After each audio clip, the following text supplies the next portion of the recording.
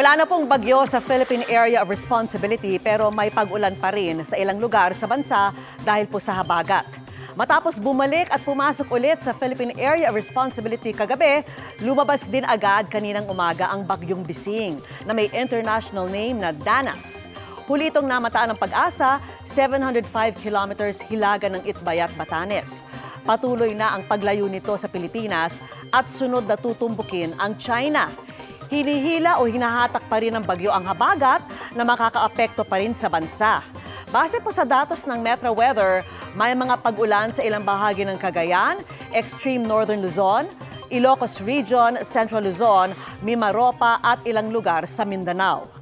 Pagsapit naman ng hapon, meron na ring tsansa ng ulan sa iba pang bahagi ng Luzon, kasama ng ilang probinsya sa Calabarzon at Bicol Region. May mga kalat-kalat na ulan din sa Visayas at Mindanao. Posible pa rin ang baha o landslide dulot ng malalakas na ulang dala ng thunderstorms.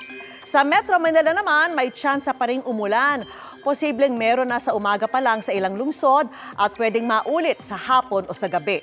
Samantala, may bagong cloud cluster o kumpol ng mga ulap na minomonitor ang Pag-asa sa silangan ng bansa.